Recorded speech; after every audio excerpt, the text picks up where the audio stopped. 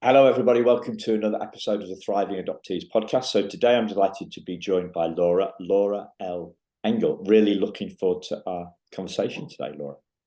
Thank you. I am too. Yeah.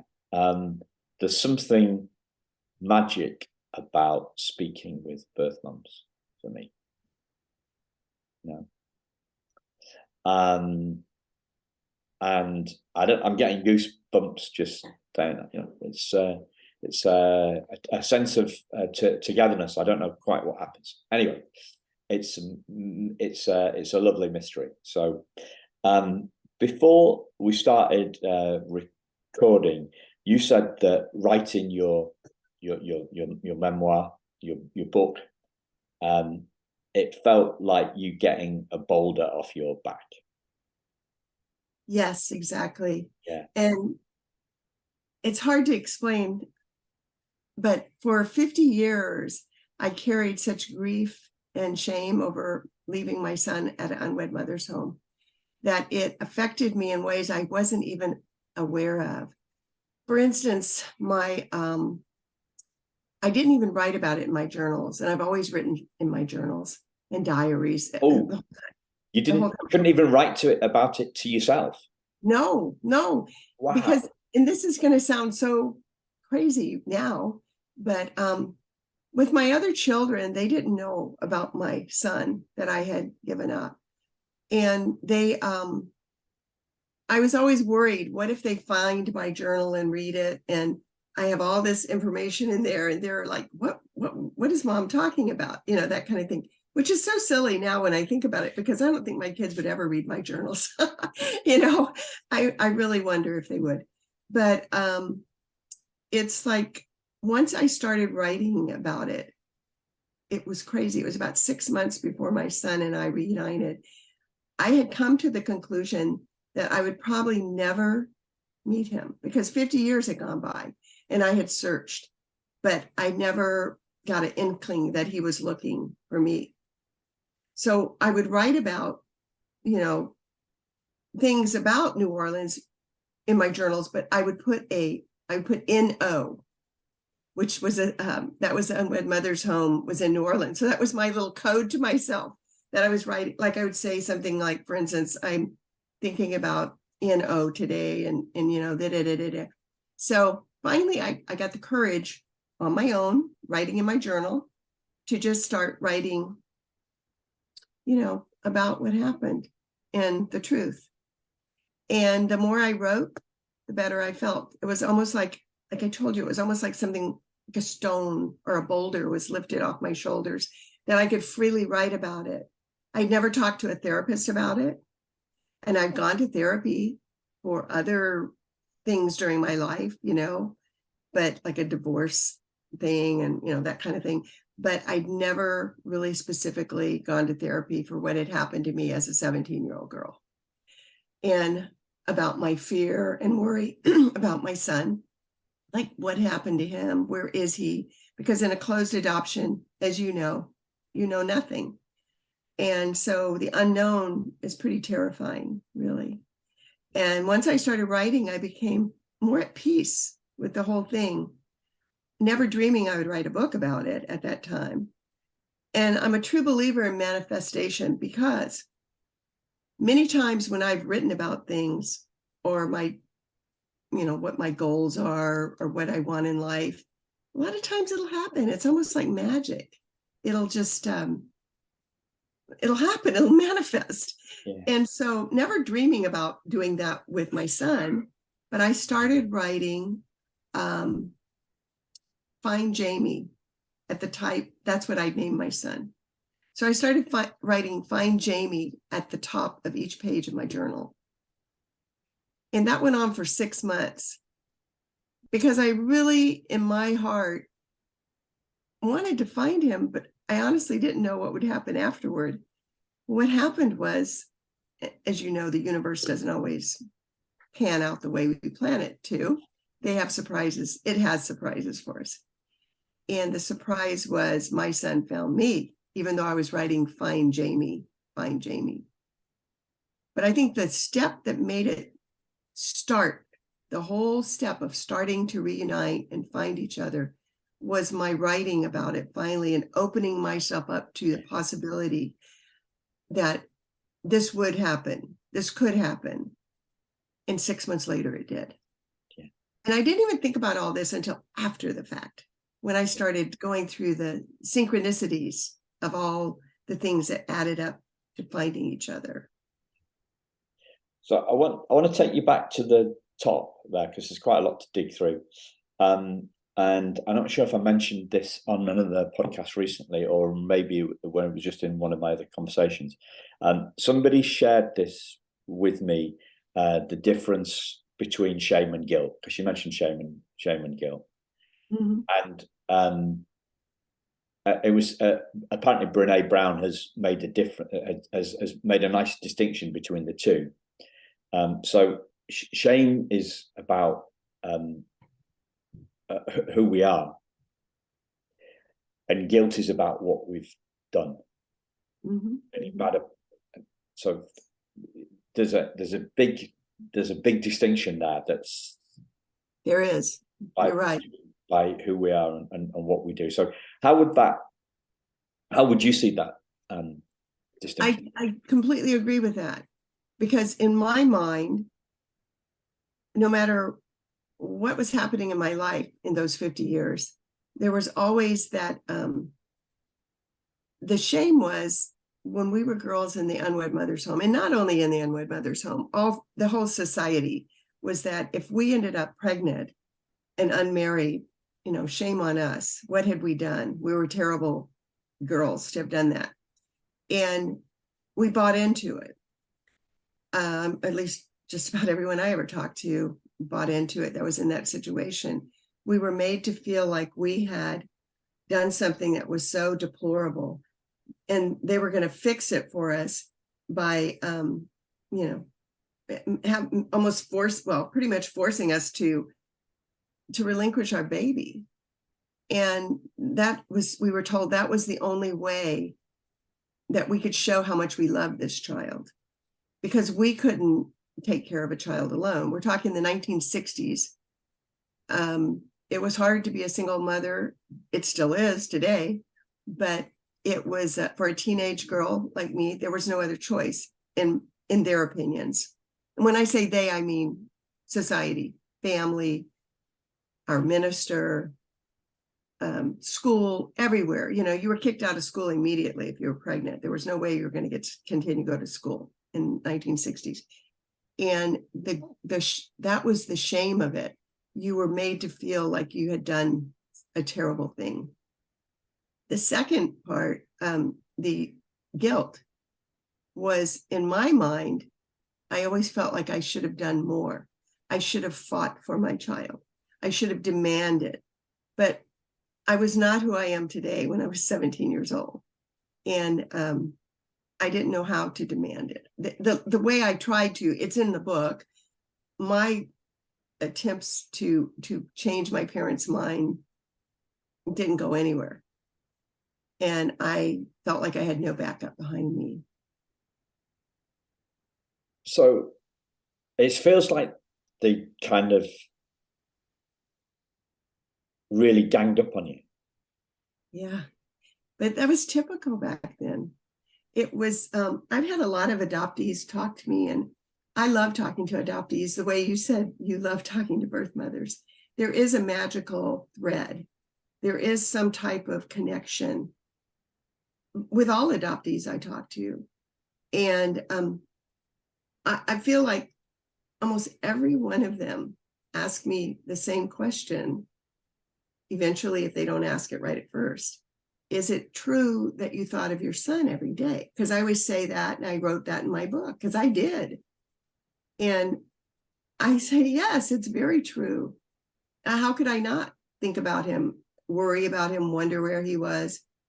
So yes, definitely, I did think about him every day. And I feel like in a way that gives them some kind of understanding of a typical birth mother. I do not think in the 1960s wanted to do what she was made to do.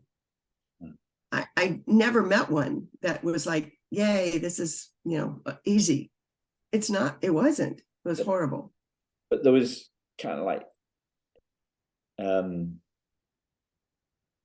you were facing them all alone, though. Yes, you were very much alone. You were facing them more alone, and the mind is, so you had no choice. You had no choice. You had no chance. Well, both. You had no choice and you had no chance. It was like, but the mind doesn't let us off the hook like that, does it? No, it doesn't. It doesn't. And you know, writing was so therapeutic for me, because once I did start like just letting it out on the page, you know, there's some kind of connection, and I'm sure there's a much better way of saying this, but when you put a pen to paper and you write what's going on in your life or your feelings or what's in your heart and soul, it is so therapeutic. It's like it takes, the writing is straight from your heart, your brain to your pen, and there's some kind of magical thing that happens. It's a very therapeutic thing, whether you're writing a list of what I'm grateful for, or whether you're writing this happened to me, or a letter that you're going to destroy later, you know, which happens too. There was just something therapeutic, and it helped to relieve a lot of that guilt that I had, because for once I began to realize who I had been. I wasn't me now. That was a girl. That was a younger version of me in a totally different chapter of my life. And I didn't have a choice. I had very little support. And I think that it made me a stronger person probably than I ever would have been if I hadn't had that happen.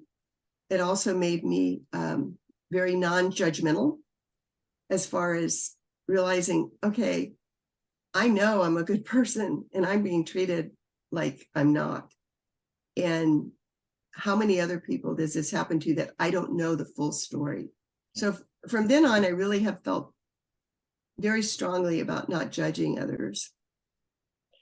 I mean, you said there was no support or very little support. Well, it was as you've explained it to me ahead of time, it was exactly the opposite.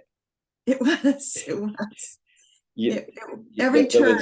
What's the opposite of support? No support. I mean, every time you turn around, every avenue, you know, you thought you would get. I was blocked. Kind of there was a wall everywhere. There was never someone that said, come here, tell me what you want to do, tell me what you think you can do, tell me how I can help you. It was like nobody in the 1960s, parents didn't even ask you how you felt, because, you know, it was like whatever. And it was a totally different kind of generational type of conversation with parents and children than there is now. We pretty much did what they told us to do. And when you were 17 in 1967 or 66, I guess is when I was 17 and turned 17, you were not the 17-year-old that we know today, you know, or even in my children's generation, in your generation. It was because you would be like my, you know, son. You're so close in age and everything. Yeah. I think you're like same age. Yeah. And it was a different world. We did what they told us to do. But the more I wrote about it and the more I thought about it and forced myself to remember those painful memories, I realized first of all, my parents, they didn't know what to do. They were horrified. They thought, you know, what had I done to the family reputation and to myself? You know, I had destroyed myself. My boyfriend, who had wanted nothing to do with me, his family, they wanted him, he preferred joining the army to marrying me, and Vietnam was going on. And then that made me feel, you know, like dirt. And then you had, you know, the schools, you know, you can't go to school once they find out. And you can't tell your friends, because what are they going to think of you? Good girls don't do this, right? And there was never people you could talk to. And once you got to the home, you could talk to the other girls. But I don't remember us ever really I don't remember us having deep, deep conversations, to be honest. It was very surface type things. It was a painful time. Yeah.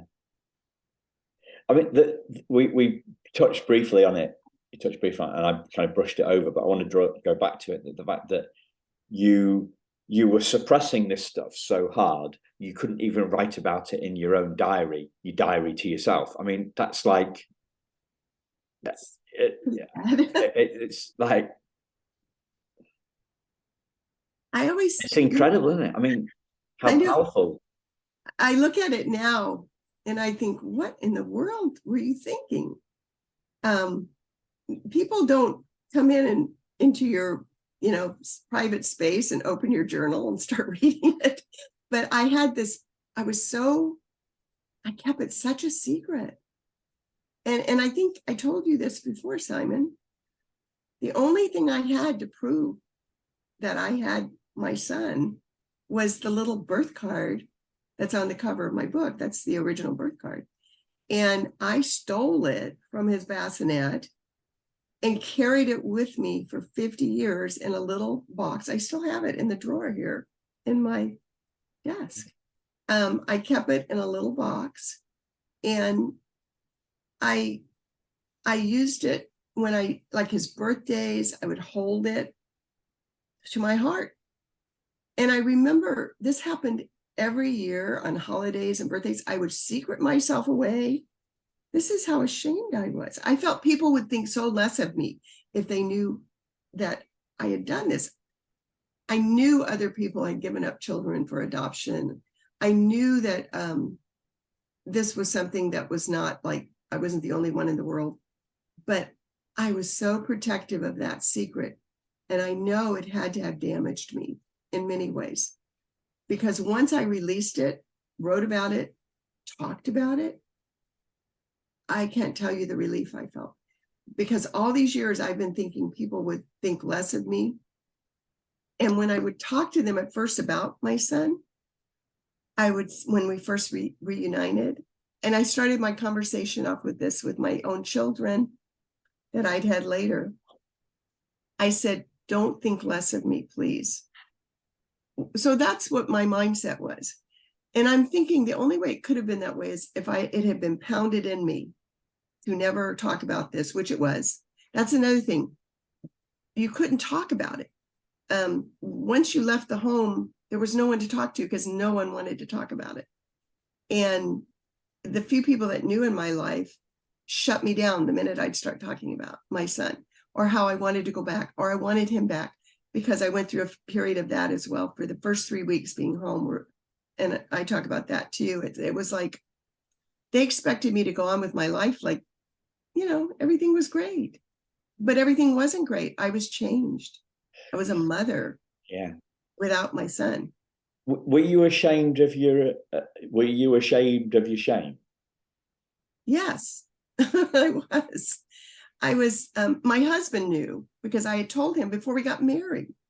My second husband, my first husband knew too. That's a whole nother story. But my husband that I've been married to for 42 years, he would always say to me, we met on a soccer field and he has 2 children and I had 3 boys. He had a boy and a girl. And we would do things together as, friends. And then we, fell in love. And he would say, you're such a good mom. You're such a good mom. And one day I just said, I need to tell you something. I did something that you don't know about. I don't know how you're going to feel about me after I tell you. And when I told him, I expected him to be like my first husband and be like, don't ever talk about this. This is terrible, and he just went crazy, the first husband, demanding that I keep it a secret.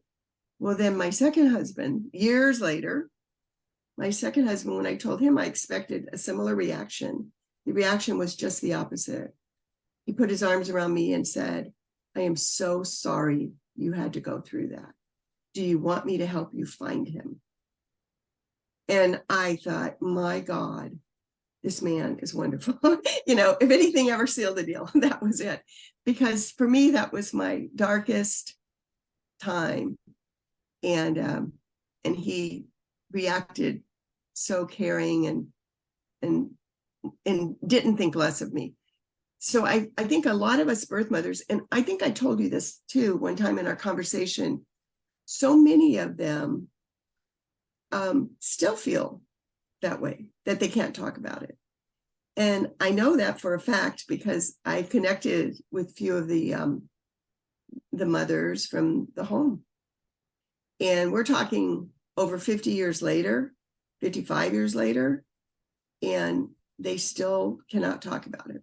And they still have not told people in their family or their friends. And it really angers me to think that this whole, hundreds of thousands of women were treated that way. And so many men were not. It was like the fathers, nobody even mentions the fathers. It's like, what happened to those men? What were they thinking? Were they in pain? Did they feel guilty? So sometimes when I was writing, I would get angry, and I would think, how dare them treat us like this? Because I used to say, when I first started writing my book, I'd say, I don't want to feel like a victim. I told my writing coach in a class, I go, I want my book to be, I don't want it to sound like a poor me, because it wasn't like, I wasn't raped or, it was a consensual thing. And I felt very, very guilty about it, that part of it was true. It was. And so I think that was so uplifting for me to realize that it wasn't like I had done, I knew that I hadn't done the wrong thing. I did what everyone did. I got caught, but I had been made to suffer. So I had to control myself.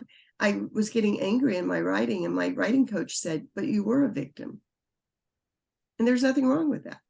And I said, oh, because I've always been afraid of looking like a victim because I didn't feel like I really was. But I think when I think of the other women, I think they were treated badly. So why don't I just understand I was too? Yeah. It's very complicated. Yeah. Was there a moment when, you remember the moment when you first started getting this stuff out onto you? When I first started what? When you first, presumably, do you remember the first time you actually plucked up the courage to write about it in the book, in your diary? Sorry, in your diary. Oh yes, I do. And it happened in, I was in an Artist Way class. Do you know what that is? Have you heard of The Artist Way? All right, okay. It's Julia Cameron wrote the book maybe 30 years ago. And I bought the book 30 years ago, but then I didn't even open it, I don't think. And then when I retired, I said, I want to take an Artist Way class, because this class is supposed to help you, find your creativity and, be brave enough to do things that you've always thought, I'm not good at that. I want to do it, but I'm not that good. Anyway, it's supposed to be a very intense, great class. And it was. But one of the things in the class is that Julia Cameron says, if there was anything you could do, if there was anything you could achieve, and money was not an option, your family was not an option. I mean, it wasn't in the way. It was an obstacle. Money wasn't an obstacle. There was no obstacle. Okay, what would you do? And so you're supposed to write a list of like 10 things. Well, it's hard to do, by the way. The first thing I wrote without even thinking, hand, paper, the pen, the heart, the head, I wrote, find Jamie. And I thought I had finally come to the conclusion I probably would never meet him. So every day I started doing that in that class. And even writing those words the first time, one of my close friends was in the class with me, and she sat right next to me. And here's what I even thought to myself. I wonder if she's wondering who Jamie is. Because our notebooks were so close to each other, we could see if we really looked over there. And that's how I was. I mean, it's crazy now when I tell you, but it's the truth. And so about 4 months later, after this class, we were writing all the time, our list in the class and stuff like that. And so one day I told her, something I'd never told anyone in California, none of my friends. We were going for a walk after the class, and I said, I have something to tell you. We sat down we were in this very crowded, it's called Seaport Village in San Diego, and it's a very tourist area. And we were walking there, just going for a walk. So we sat down in this crowded area, and it just spilled out of me, my story about my son. And she did exactly the opposite of what I thought she would do. I thought she would be like, oh my gosh, how could you do that? How could you leave a baby? Because she and I always talk about is our kids and being mothers and grandmothers. And she did just the opposite. She said, I am so sorry. I'll help you look for him. And I mean, she just was so gentle and kind about it. And it kind of made me realize, what's wrong with me? Why am I thinking everyone is just going to be so, like, this is 1967. This is, and this is time for you. This was 2016 when this was happening.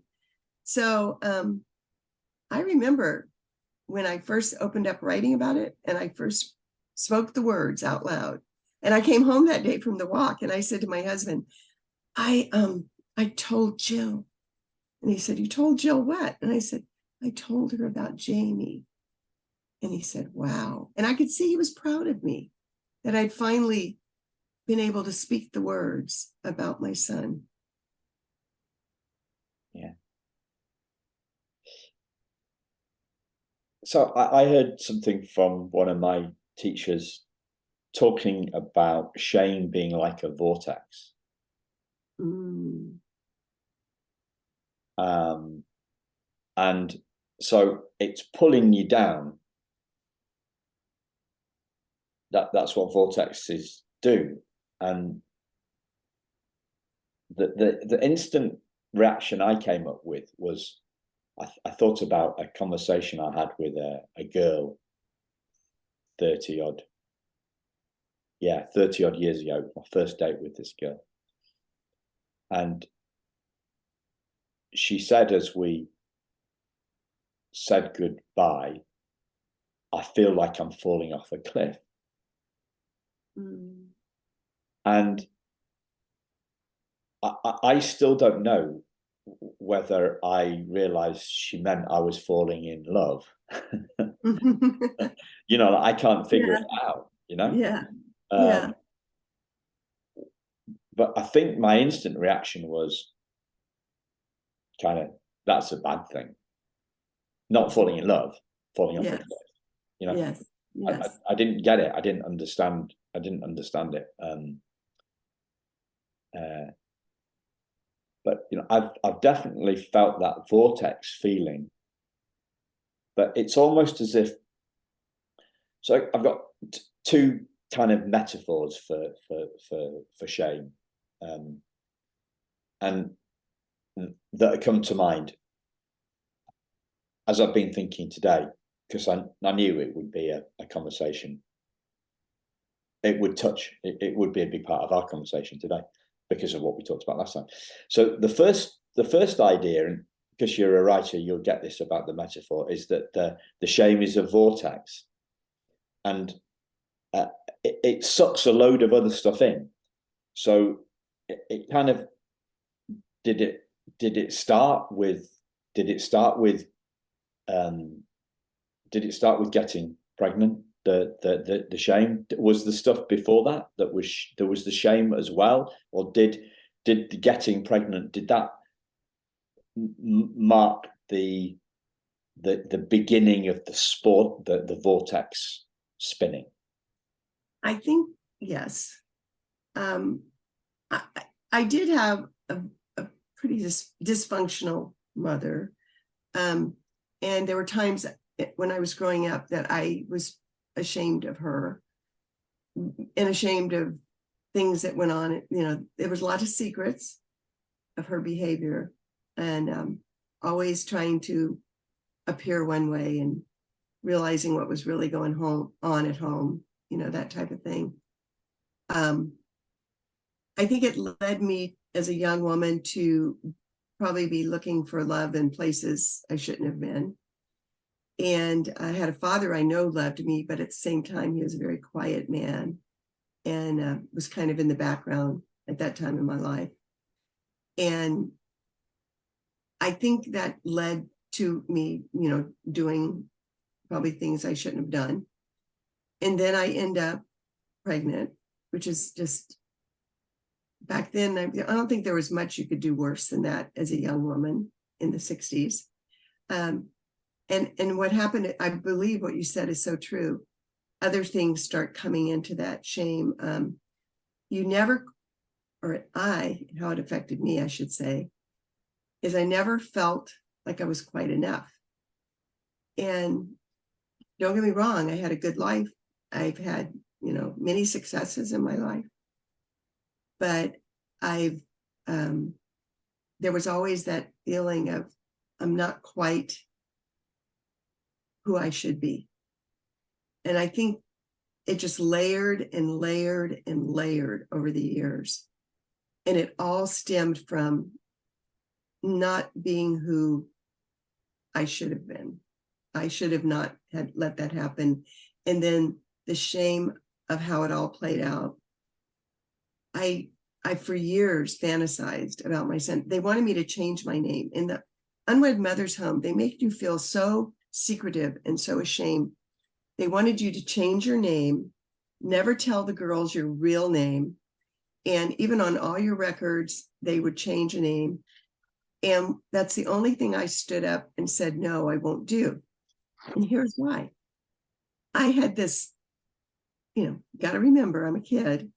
I had this fantasy that if I kept my name on, it would be on the birth certificate and my son would be able to find me. And even as young and naive as I was, something inside of me said, do not change your name. Keep your name.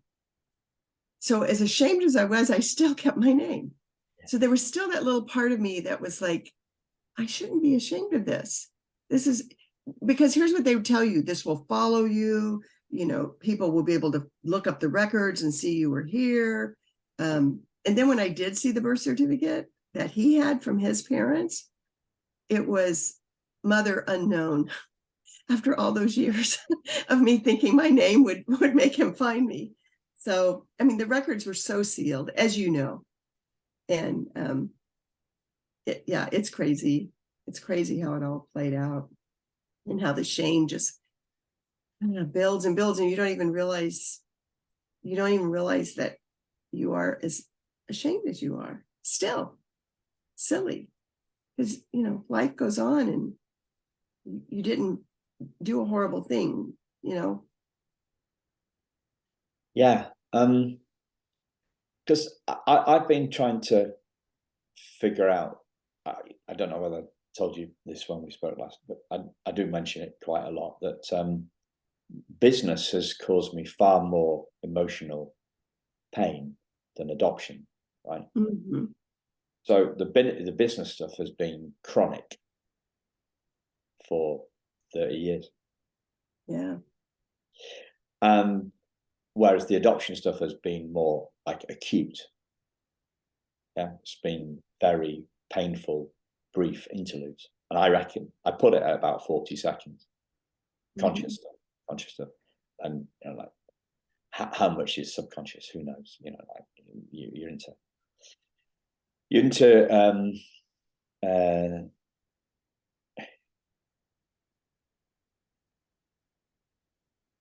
you're into a strange world of pontification that gets you nowhere, I don't think, really. But I saw those two things as separate. Mm-hmm.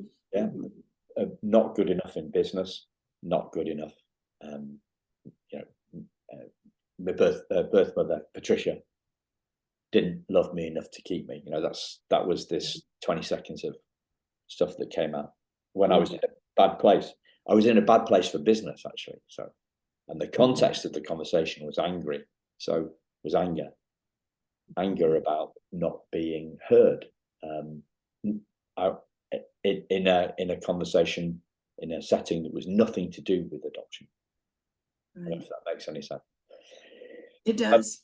So I've been seeing these two things as separate, and people tell me, oh well, it's the same thing.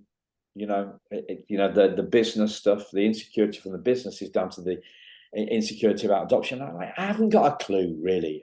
And does it matter? Do you know, like, does understanding the source actually do any good or not? And yeah, I kind of, because it intrigues me to a certain extent, but what intrigues me more is finding a different way to see it, to see how these two kind of sit together. So when I heard this mentor of mine talking about a vortex and sucking in everything else, it really made sense to me, because, you know, like, I can see with me, I can see some shame around peeing my pants in school when I was 8. Right? Mhm. I can see some shame with having buck teeth. I had buck teeth that stood out.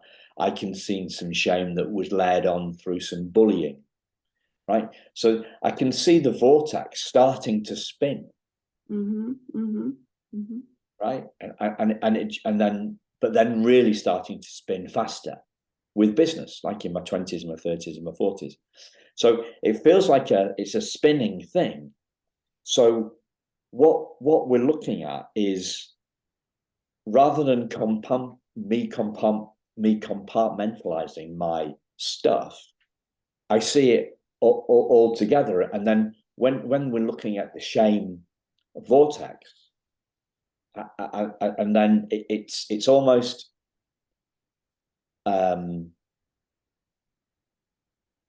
it's almost as if, and I got this analogy from somebody else, a guy called,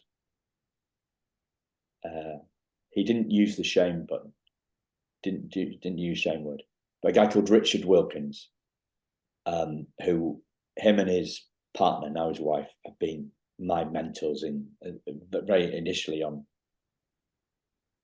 the stuff I was facing like 14, 15 years ago. So if anybody wants to check out my source, check it. It's called Richard Wilkins. It's a Ministry of Inspiration. So credit where credit's due. But here's the metaphor, right? So I'm looking at you on a screen. Behind that screen, there's loads of documents, right? There's loads of documents, and documents, and there's JPEGs, and there's video files, and there's audio files, and I'm not the best, right, at keeping my desktop tidy, right? Mm-hmm. So if I take all those different files, all those different memories that I've got, right? So like it doesn't take me much now to tell you that I'm ashamed of peeing my pants when I was 8, right? Mm-hmm. But for years I kept that a secret. So if I've got that little memory, and then I've got the being called a bucktooth boy, and like ratty and rodent, which I got a lot of at school. So got all those little different incidents, and you've got the incidents of the patrol leader guy on scout camp, the 14-year-old kid telling me that I was a wasteless, when I messed up, I was a worthless piece of effing S, right?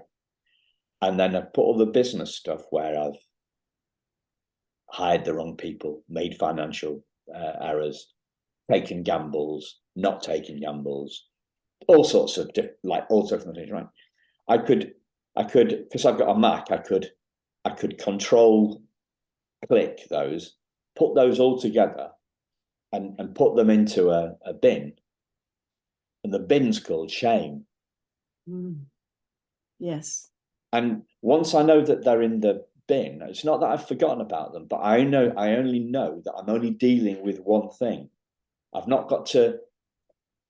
So if it's not that, if it's not a messy desktop, it's a game of whack-a-mole, right? So as soon as you get rid of the business trauma, you know, then the adoption trauma pops up, and as soon as you get rid of that one, then the bullying pops up, and you're constantly fighting to try and I'm constantly fighting to try and whack each mole down, which is funny, really, because my nickname is Moley, right? Okay, so because my wife says we call each other Mole, right? When I get out of the shower, my hair's wet at the back. She says I look like a mole, and 30 years ago, stuff, right?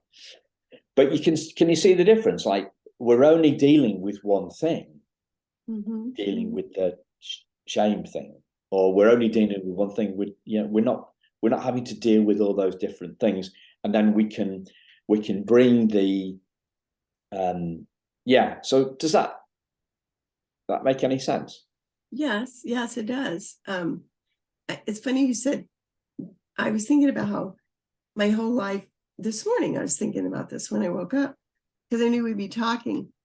I've been able to compartmentalize all the sections of my life, but that little, shame, or the little thing on my shoulder or in my heart was always there, kind of the little dark, secret. And I would be able to, go to work, do what I needed to do, be who I needed to be, and not think about it constantly. But then driving home, it would come over me. It was just, it never left. It never left. And it made me very anxious. I think a lot of anxiety I've had throughout my life has stemmed from that kind of weird thing that won't go away with the shame. And I will be honest with you right now, I still have moments of that. As much as I've come to terms with it, as much as my reunion was absolutely beautiful, as much as strength as I got from writing the book, and the therapeutic, wonderful benefits of being able to talk about adoption now, learn about adoption. I wouldn't even read a book about adoption, by the way. I avoided it. I was like a ostrich with my head in the sand. If there was a movie on the TV about adoption, I would tell my husband, I can't watch this. I didn't learn all the things that I've learned now. And maybe it was self-protection, I don't know. But now I really look forward to learning as much as I can, because I realized I wasn't wrong. It was a horrible thing. It was a terrible thing. But I was wrong about thinking it was all my fault. So yeah. So I asked you if you were ashamed of being ashamed, and you said yes. So for me, what happened when you wrote down you went to the writing class, and you gave yourself permission to write down about your shame? So instead of it was almost like stopping the trauma spinning, the trauma vortex spinning. It did. Yeah, stopped it. You stopped it. You had a look at it, and you brought it out of the darkness into the light of awareness. And have you heard me talking about the trauma ball? Have you heard me talking about this? Yes. Do you remember what that is? No, explain again exactly. I've heard you say the term. Yeah. Isn't it funny? Look what I just did. I'm doing do you remember? And then you said, I'm asking you to repeat it like I'm in class or something. Isn't that really rude? That's okay. Yeah. I guess I'm going to put a self-defense area. I'm interested. No, I'm not. I was just being what we call in England a dickhead. So the trauma ball, it's like a snowball. The trauma ball is like a snowball, or a shame ball, right? It's the same thing. Bigger and bigger as it rolls down the hill. Yeah. So yeah. Yes, it does. It gets bigger.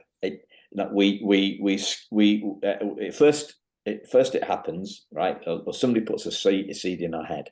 I was talking to somebody about this yesterday, and they were saying that they'd seen a therapist, and the therapist had said, so she wasn't aware of any stuff. She was an adoptee. She wasn't aware of any stuff to do with it, and this shrink said, well, of course, it started with your loss.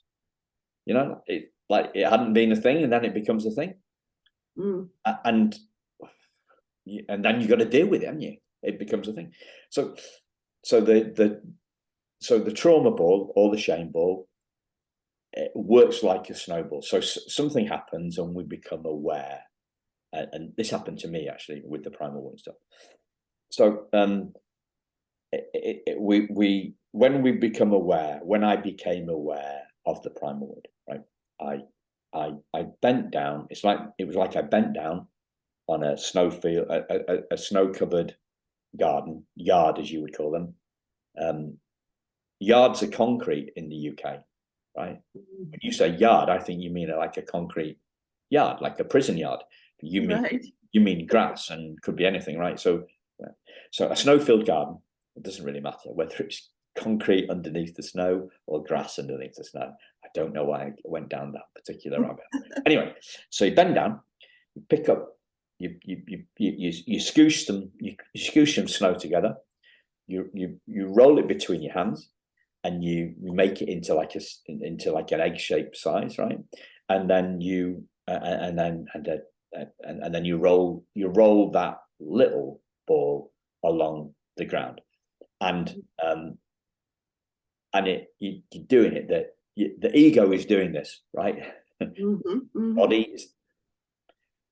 The body, the hands that's doing it is the metaphor for the ego. So the ego is getting more and more scared and more traumatized, and the shame is growing. The vortex is spinning. I'm using all my metaphors here, and it's getting bigger and bigger. And you said, oh well, it rolls downhill, so it gets up more speed, right? So it gets up more speed, and you feel like you're spinning out of control. That's what the vortex is doing. It's spinning you out of control, and then something happens, right? So maybe it's been rolling downhill, and it hits a plateau, and it stops. Somehow it stops. You look at what it is, right? You looked at what it is. And looking at this trauma ball, the light of awareness goes on the trauma ball, and it works like an industrial heater, and the trauma ball turns from snow to a puddle, and you keep the light of awareness on the puddle, and the puddle evaporates, and you realize there's nothing there. Oh, it's just water. No, it's gone. It's vapor. It's vapor. It's air. It's air. Oh. But it looked like a boulder. Yeah, and it felt like one. It looked like a boulder. It felt like a boulder. It smelled like a boulder. Yeah. Yeah, it's just crazy how many writers, and not just writers, people taking classes just to write for themselves, or just people not necessarily thinking about writing a book, but people who are just in classes I've gone to for the last 6 years. It's amazing how you hear all the time how therapeutic it's been for them to write about, not necessarily my story, but we all have stories. We all have stories, whether we're adopted or a birth mother, or that's never even entered the picture in our family. There's always the stories that we are either ashamed of, or things that we felt, we still feel grief over that's unhealed. And for me, it was very huge how much it helped. I I mean, I tell everyone now they need to keep a journal or write down, like, even if it's just to write a list every day, because I do feel it's healthy. It's like, it's almost like a walking. It's like an exercise. You know, it's that same kind of, I wrote it down. Now I can either sort it out, figure out what really did happen. And I think you learn so much about yourself. It's a very strong thing to do. So when I'm walking, I'm listening to stuff, and then I send myself an email. And when I get back home from walking, Rosie, I write the stuff down. That's really a good idea. So the one that seems appropriate to share, and my top ones are in the front of the book.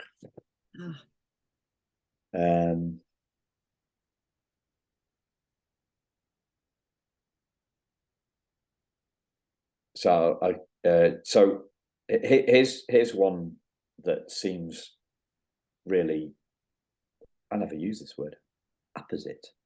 Feeling quite smug about using that. Relevant, I guess, to our conversation. Bad feelings are our allies, not our enemies. So the bad feeling, the feeling of shame, I have seen as an enemy, and I guess you have too, and we've shoved it down. But it was a sign that our thinking was off. It wasn't a sign that we were bad. So that's why, you know, so I used to worry, and then I'd worry about worrying. Yes. I'm the same thing. And then I'd worried about worrying. And so it would grow. And as a guy who I mentor I've learned a lot from in your part of the world on the West Coast, a guy called Michael Neal, says, then you become a moron. More on your mind. More on your mind. More on. I like it. And then another one I've got on here is, what if my mind is wrong? That's good. What if it is? Yeah. And another one, again, really relevant, and I'll shut up after that. Am I fearing my feelings? Am I fearing my feelings? Because back to the trauma ball, the snowball. It's true. The light of awareness melts it. So writing about it has the same effect, or a similar effect, to talking about it. It brings it out of the darkness. We're bringing our shame out of the darkness into the light. The light of a white pen, you know, of a white, on the light of, you know, like on a white piece of paper, or the white of the screen, you know, the Zoom screen. Yes. They're the same thing. It is the same. It's like, for me, writing was the first step. The second step was to actually speak it out loud. Okay, yeah. And then to not be afraid of anyone's reaction, because I know the truth, and I finally believed in myself enough to know that this was not something that was all my fault. You know, that was my whole thing in my life, was, what have I done? What have I done? What have I done? And once I came to terms with that, and I could talk about it, it just changed me. It helped me in so many ways. I don't look any different. I don't, you know, act any different, but inside I'm different. This has been a real, when I let myself, you know, think about it, stop and think about it, a lot has happened in my life since 2016. And I sometimes even wonder, would I be talking about it now if my son had not come into my life? Would I have reached this point? I don't think so. I think that maybe I would have if I, continued to write about it, but I think it was such a hard buried pain that to let it bubble up. Oh, and I wanted to tell you this, Simon. The first time I told my friend Jill at the, when we were sitting there talking and just popped out of me what had happened.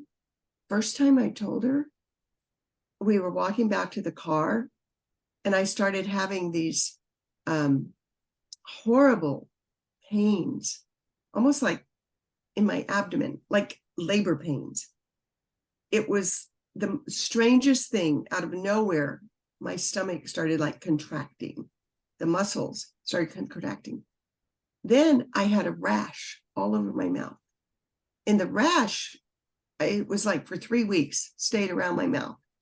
The rash was so intense, I went to 3 different dermatologists because it was, here's this big old red rash all over my mouth. It was very strange.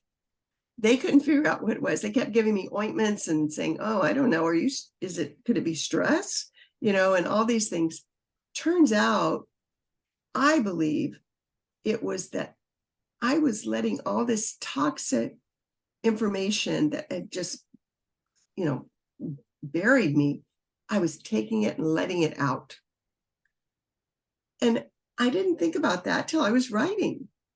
And when I wrote about that day of finally telling her and all the things that happened as, a result, I felt, because nothing else changed in my life except I told her.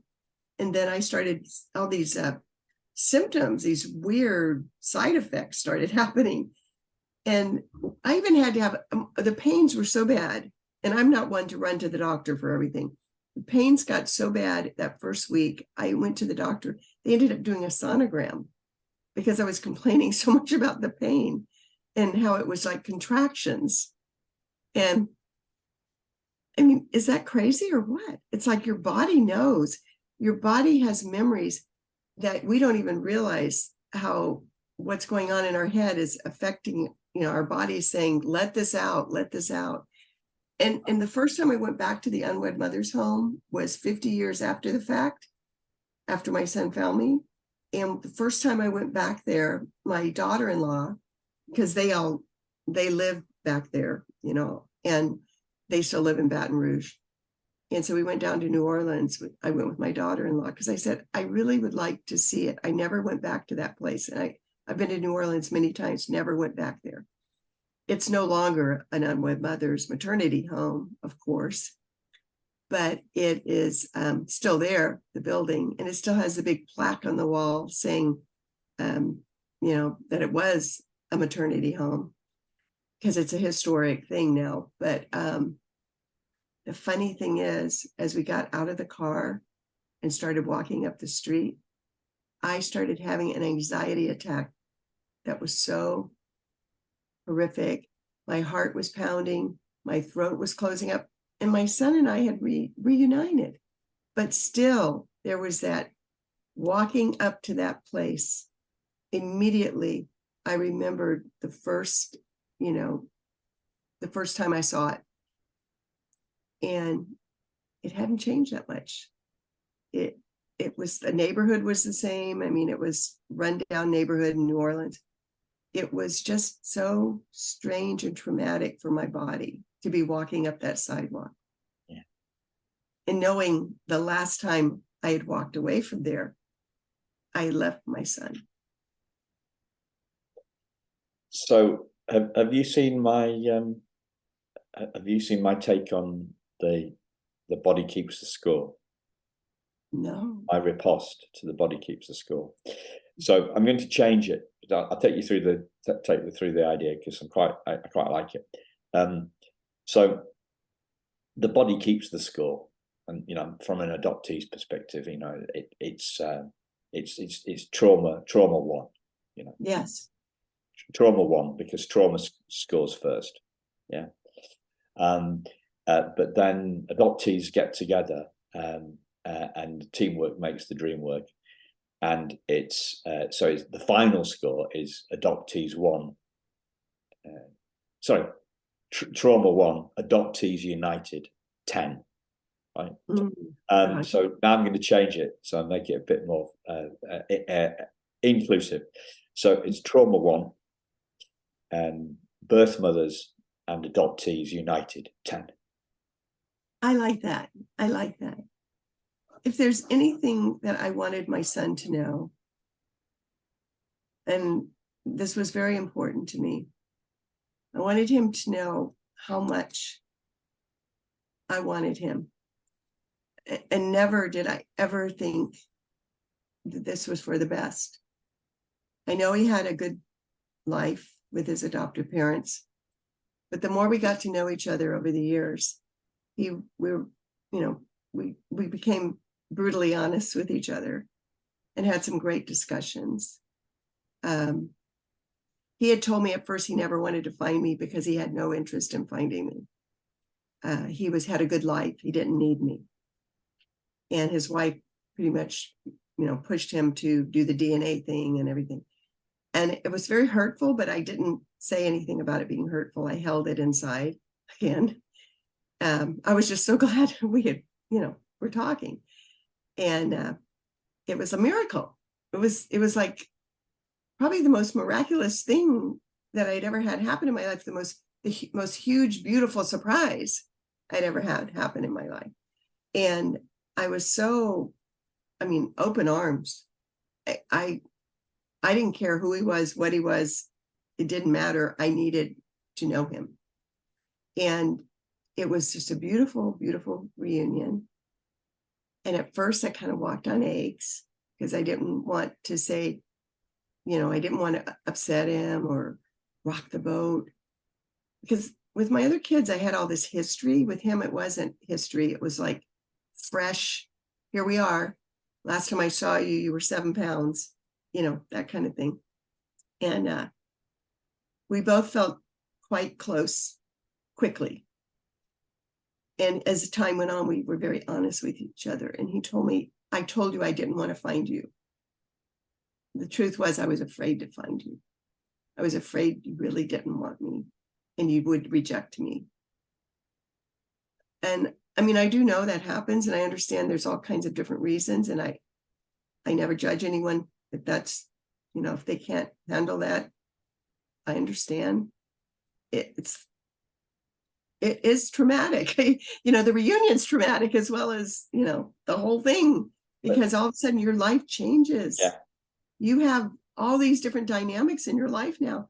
You have this new person that, by the way, this is my child kind of thing. And it's like that causes ripple effects. And, oh, by the way, boys, you have a half brother, and it's like all these things happen, and the family, all of a sudden you have his family is now my family. And it couldn't have gone smoother, the original reunion.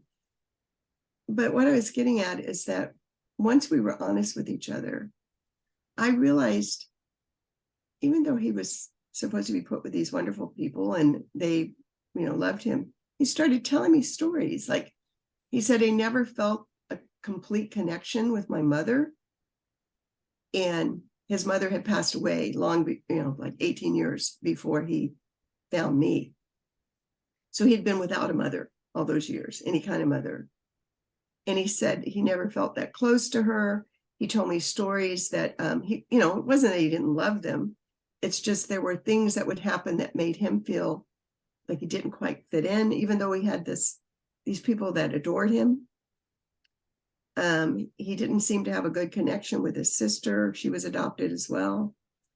All these things about adoption came out that I probably would have been even more anxious and upset if I had known all of this stuff about the things that really were going on. And it's, I think it's important that birth mothers, whether it's their adopted child or any adoptee, be able to talk freely about their feelings, as well as the adoptees explain how they really felt. I think it's powerful what you're doing, and bringing them together when people are willing to talk, we get an understanding of the other. You know, it's just, my son had a lot of issues about being adopted that he didn't admit to at first. And the more we got to know each other and more comfortable with each other, he began to talk about it. It was hard for me to hear, you know, because I always thought, well, they have to be a good family because, you know, people who adopt really want the child. And I justify things in my mind and hope to God he was feeling loved. So once I heard some of his stories, it was very powerful to know that he'd always wondered about me, and here I'd been wondering about him. And it was like we'd been severed from each other.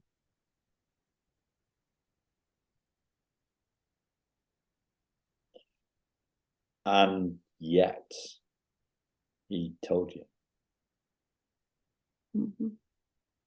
that he didn't feel he fitted in. He was a person who he had a lot of depression, and my mother was like that. And from the day I met him as an adult, as a 50-year-old man, I saw my mom in him. And he had a lot of issues, that same kind of issues she had. Yeah. And I look at him and I think, and you know, my mother's passed away, you know, 11 years. So she never saw him. I'm going to go back again because I don't think it landed. He told you that the fact that he told you that he didn't feel he fitted in with his adoptive parents, to me, is a stunning testimony to your relationship with him. He and I, this is so crazy. You know, you've always heard of nature versus nurture. We liked the same books. We liked the same plays. We liked the same movies. We liked the same food. He looked like me.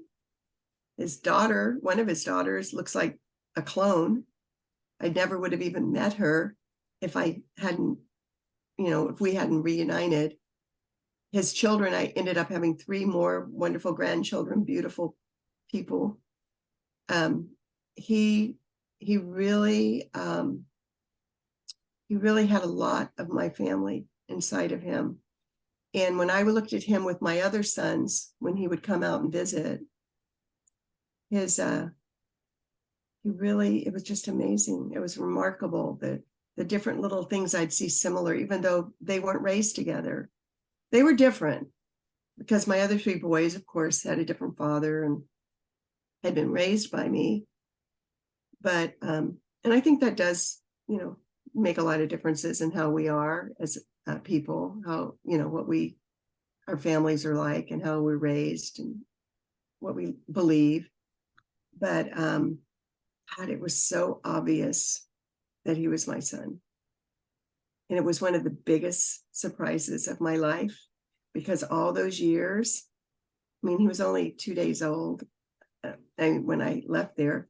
And I won't tell you the story. I did go back when he was 3 weeks old. And that's when I got the birth card. So I did get to hold him one last time. And when I held him, I looked at him and I saw his father. So all those years, I thought he looked like his father. I thought, oh yeah, he'll have blonde hair, blue eyes. Well, no, he looked just like my mother. He looked like my side of the family. He used to say to me, do you think if we'd seen each other in an airport, we would have known each other? And I'd say, I don't know. I don't really, I don't know. I mean, it was kind of crazy once we found each other, how much we were alike, but you know, seeing someone walk by, I don't know if you would think that. I'm so glad he got past his fear. He did. And you know the end. Yeah. I mean, and it's not the end, but The fear of yeah, I fear that boulder came off him. The boulder came off him. The boulder came off me. As far as our relationship was going, it was beautiful. And 4.5 years into it, because of other circumstances and some horrible things that were happening in his life. And I think also, and I'm going to be frank, I think there was some mental illness in some ways. And he ended up taking his life. And at first I was so devastated, of course, and crippled. I had just signed with a publisher, and I almost didn't publish the book. I was in such pain. But 6 or 7 months into it, a few things happened. And my husband and I talked about it. I said, you know what? It's almost like I had some signs that I should do this, some different things that happened in my life. And so and he had loved the book. He had read the manuscripts, because I wrote 5 drafts before I published. But anyway, he said, he didn't say, I said to myself, I'm going to do it. I'm going to go forward with it and publish. So I called my publisher and said, I do want to publish it. Yeah. And I think he would be proud of the fact that the story is there, because he loved when I told him the story and when he read my writing. I think the best thing in my life was the fact that I had him in my life for 4.5 years, that I ended up with his children to love, that I knew he was a good man. I knew he had a beautiful life in many ways, but I knew he was a damaged person. And I think that was a gift to get to know him. Now I look at it totally different 2 years later after the fact. And I realized this is good, because I think my book has actually helped people. They've told me it has, and it was meant to be. And it's kind of my story of him.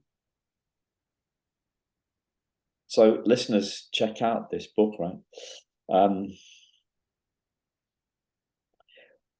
So you're a writer. What would you like to call this episode of the podcast? Oh, I don't know. Whatever. I'm a writer, but I always have to think a lot. I'm not like You have to think about it. I do a lot of contemplating before I write. Well, the name of my book, as you know, is You'll Forget This Ever Happened. I always have a handy copy right here. And the reason it's You'll Forget This Ever Happened is because that's what us girls were told. We were told we would forget this. You never forget it. No. It's insane. How can you forget? It's so, first of all, you never forget giving birth. I don't care what anyone says, even if you're out cold, you have a baby afterward. But then secondly, you never forget, the traumatic experience of leaving the child. It's like, how could they have told us that? And how could we even have believed it? So that's why I named this book that. But you won't ever forget. And I don't care how hard you try, So I don't know what you should call it. Okay. Well, have a think about it. It'll be a while before it goes out. So I trust whatever you say. Yeah. If anything comes to you. One last thing. I wrote down that your process. It went write it, then speak it. Write it, speak it, and I'm wondering what the third one is. Write it, speak it. Help heal others. I feel like others heal me all the time by hearing the stories of adoptees, by hearing other birth mothers' stories. There's something that just is so heartwarming, painful. But just to be able to reach out to each other is huge in my life, because up until my son and I found each other, I never delved into how many support groups there were. And I didn't even know how important it was for us to support each other. I was in my own little world, too wrapped up in my own sorrow.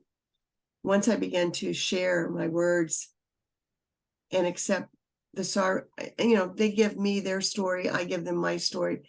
There's something about the give and take of that is so therapeutic and so good for us to finally be able to speak our truth. Yeah. So, yeah, it's healing. So I had, as you were talking, I wrote down write it, speak it, and then I put accept it as the third one. Lovely. But then as you were saying what you just said, then I had write it, speak it, heal it, and share it. And when I believe that. And when and the it is the healing. I don't know. Anyway, have you got anything you want to ask me? Oh, I'm just thrilled with what you're doing. And I love that many a time you're interviewing people that I've met through this whole process as well, different authors. And I do have a couple of friends who are adoptees, and they did say I could give you their information. So I'm going to email that to you. I do a lot of not beta reading, but I do reading and reviews for a lot of the authors that I'm getting to know. Before their books come out, they'll send me a reader's copy, advanced reader's copy. And one of them that just wrote a story was an adoptive mom. It was from her perspective. And that was interesting too. And it was very painful. The reading the story of different things that, that she went through, her insecurities about her son. Yeah. So there's this triad is so important. And I think what you're doing is wonderful, Simon. Thank you. And I'm going to get to meet wonderful people like you. And I want to come, my favorite place is England. Yeah. And I have my Yorkshire tea right here. Yorkshire tea, of course. And I my next trip, I swear to goodness, I'm going to come try to see you. My next Definitely. trip. Do that. Definitely. To have a cup of tea together or lunch or something. Because people say, the people that make Yorkshire tea say that it's actually made for Yorkshire water. Do you know what I mean? Oh. That's what they reckon. Yeah, I think they're just.